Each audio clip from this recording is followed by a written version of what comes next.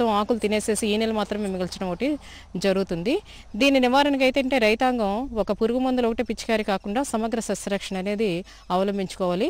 వాటిలో ముఖ్యంగా ఏంటంటే మనకి ఈ పైరు మీద పెట్టిన గుడ్ల సముదాయాలను గమనించిన వెంటనే, లేదంటే గుడ్ల నుంచి సముదాయాల నుంచి వచ్చిన పిల్ల పురుగులు మొదట ఒక ఆకు మీదే ఉంటే గుంపులుగా, అలాంటి పిల్లలు గమనించిన వెంటనే చిన్న చిన్న లద్దె పురుగులను గమనించిన వెంటనే సముదాయంగా వాటిని ఏరివేసి నాశనం చేసుకున్నట్లయితే ఈ పురుగును చాలా వరకు నివారించుకోవడానికి అవకాశం ఉంది.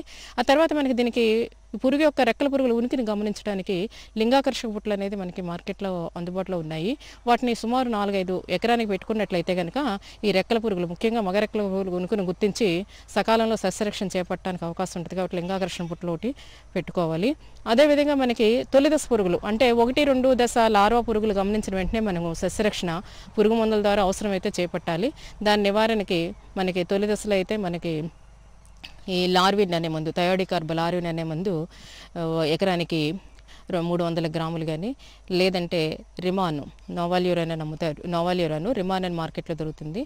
అదైతే 200 మిల్లీలీటర్లు కానీ పిచికారీ చేసుకున్నట్లయితే ఈ తొలి దశ పురుగుల్ని మన సమర్థవంతంగా అరికట్టడానికి అవకాశం ఉంది. 3వ దశ దాటిన తర్వాత పురుగుల్ని మనకు పురుగు మందుల పిచికారీ ద్వారా నివారించుకోవడం అనేది కొంచెం కష్టతరమైన ప్రక్రియ కాబట్టి ఆ సమయంలో వాటి నివారణకి, బాగా ఎదిగిన లద్దె పురుగుల నివారణకి మనము విషపు ఎరని తయారు చేసుకుని అది పెట్టుకున్నట్లయితే పురుగులు నివారించవచ్చు.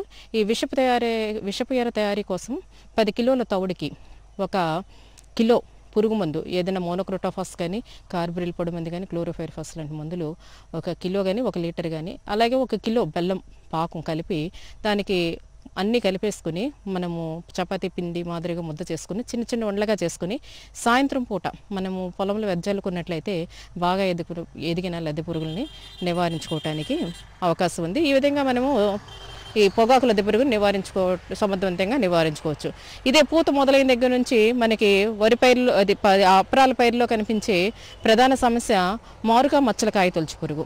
ఈ మారుకా మచ్చల కాయ తొలుచు పురుగు అనేది మనకి 35-40 రోజుల మధ్యలో రెక్కల పురుగులు కనిపించి అవి గుడ్లు పెట్టి పిల్లలు పొదిగిన తర్వాత వచ్చిన లద్దె పురుగులు పూతలోనికి పిందెల్లోనికి పోయి తొలిచేస్తూ ఉంటాయి. దానివల్ల పూత పిందె రాలిపోవటము, ఆ పిందెలో గింజలు తినేయటం వల్ల అదే కాయలు విపరీతంగా నష్టం జరగటం జరుగుద్ది. ఇదేంటంటే అన్నింటినీ కలిపి గూడుగా ఏర్పరచుకుని లోపల ఉంటుంది కాబట్టి మనకి సస్యరక్షణ అనేది కొంచెం కష్టతరమైన ప్రక్రియ. కానీ మనం 35-40 రోజుల మధ్యలో ఈ పురుగు ఉధృతిని మనం గమనించుకుని ఆ టైంలో ఒకసారి వేప నూనె పిచికారీ చేసుకున్నట్లయితే ఈ పురుగు గుడ్లు పెట్టకుండా నిలవరించడానికి అవకాశం ఉంటుంది. ఆ తర్వాత అవసరాన్ని బట్టి సస్యరక్షణ అనేది పురుగు మందుల ద్వారా చేపట్టాలి. దీనికి కూడా మనకు ప్రత్యేకించి వేరే పురుగు మందులు అవసరం లేదు. పొగాకు లద్దె పురుగుకి ఇది ఒకే సమయంలో ఇంచుమించు వస్తాయి కాబట్టి ఈ రెండింటికి కలిపి ఒకే మందులను ఉపయోగిస్తే సరిపోతుంది. దానికి ముఖ్యంగా ఏంటంటే మనకి థయోడికార్బ్ లార్విన్ అనే మందు ఎకరానికి 300 గ్రాములు కానీ, లేదంటే ఎస్ఫేటు 200 గ్రాములు కానీ, లేదంటే నోవాల్యూరాన్ రిమాన్ అనే మందు 200 మిల్లీలీటర్లు కానీ ఎకరానికి పిచికారీ చేసుకున్నట్లయితే కనుక ఈ తొలి దశలోనే మనం ఈ మారుక మచ్చలకాయ తొలిచి పురుగుని నివారించుకోవడానికి అవకాశం ఉంది. ఒకవేళ పూత పిండి విపరీతంగా గూడ్లు కట్టి విపరీతమైన నష్టం కనుక ఉందంటే కనుక అటువంటి సమయంలో మాత్రం మనకి కొరాజెన్ 60 మిల్లీలీటర్లు ఎకరానికి కానీ, లేకపోతే స్పైనోసైడ్ ట్రేసర్ అనే మందు 60 మిల్లీలీటర్లు కానీ పిచికారీ చేసుకున్నట్లయితే రెండోసారి ఈ పురుగుని సమర్థవంతంగా నివారించుకోవడానికి అవకాశం ఉంది. ఇంకా వైరస్ తెగులు, ముఖ్యంగా పల్లాకు తెగులు అనేది మనకి తెల్లదోమ ద్వారా వ్యాపిస్తుంది. అలాగే మనకి తలమాడు తెగులు అనేది తామర పురుగుల ద్వారా వ్యాపిస్తుంది. సీతాఫలం అనే వైరస్ తెగులు పేనుబంక ద్వారా వ్యాపిస్తుంది. ఈ అన్నిటికీ కూడా, ఈ వైరస్ తెగుళ్ళన్నిటికీ కూడా సమగ్ర యాజమాన్య పద్ధతులు అనేది అవలంబించాలి.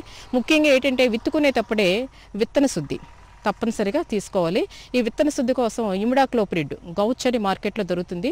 ఆ మందుతో 5 మిల్లీలీటర్లు కేజీ విత్తనాలకు పట్టించుకుని విత్తుకున్నట్లయితే కనుక తొలి 15-20 రోజుల పాటు ఈ రసం పీల్చే పురుగుల నుంచి పైరుని రక్షించుకోవడానికి అవకాశం ఉంటుంది.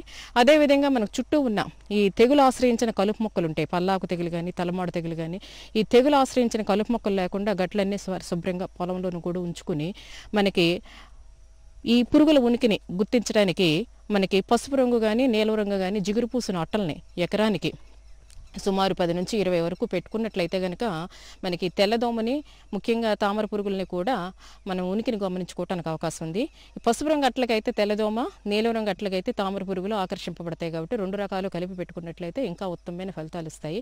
అదేవిధంగా విత్తే ముందే మనము మన గట్లపైన రక్షణ పైరుగా జొన్న కానీ, సజ్జ కానీ, మొక్కజొన్న కానీ ఏవైనా ఈ పైర్లని ఒక 4-5 వరుసలు కనుక విత్తుకున్నట్లయితే కనుక ఇవి కూడా మనకి రెక్కల పురుగు ఈ రసం పీల్చే పురుగులు మన పైరుని ఆశ్రయించకుండా మనకి రక్షణగా నిలుస్తాయి కాబట్టి అటువంటి పైరుని కూడా మనం గట్లపైన సాగు చేసుకోవాలి.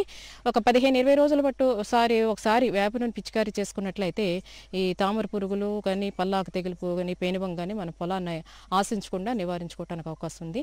తర్వాత ఒకవేళ మనం పొలంలో మనకి తెగులు సోకిన మొక్కలు 1-2 కనిపించిన వెంటనే ఏ రోజుకి ఆ రోజు ఆ మొక్కల్ని ఆశ్రయించి తెగులు సోకిన మొక్కలను తీసి నాశనం చేసుకోవటం అనేది మాత్రం తప్పనిసరిగా రైతాంగం ఆచరించాలి. తర్వాత మాత్రమే అవసరమైతేనే తెగులు అనుకూల పరిస్థితులు ఉండి తెగులు పెరుగుతుంది, తెగులు సోకిన మొక్కలు పెరుగుతున్నాయి అనుకున్నప్పుడు మాత్రము, అలాగే పురుగులు కూడా ఉధృతి పెరిగింది అనుకున్నప్పుడు మాత్రం మన సస్యరక్షణ పురుగు మందులకు పోవాల్సిన అవసరం ఉంది. ముఖ్యంగా ఈ తెల్లదోమ నివారణకు అయితే ట్రైజోఫాస్ అనే ముందు పావు లీటర్ ఎకరానికి ఒక పావు లీటరు లేదంటే ఎస్ఫేట్ 200 గ్రాములు పిచికారీ చేసుకున్నట్లయితే కనుక ఈ తెల్లదోమ నివారించుకోవచ్చు. అదే తామర పురుగుల నివారణకు అయితే కనుక ఫిప్రోనిల్ అనే ముందు ఎకరానికి 300 మిల్లీలీటర్లు కానీ లేదా ఎస్ఫేట్ 200 మిల్లీలీటర్లు కానీ లేదంటే స్పైనోసాడ్ అంటే ట్రాసర్ అన్న మార్కెట్లో దొరుకుతుంది ఆ మందు అయితే కనుక 60 మిల్లీలీటర్లు కానీ పిచికారీ చేసుకున్నట్లయితే ఈ తామర పురుగుల్ని కూడా నివారించుకుని తద్వారా వ్యాప్తి చెందే తలమాడు తెగుల్ని నివారించుకోవడానికి అవకాశం ఉంది.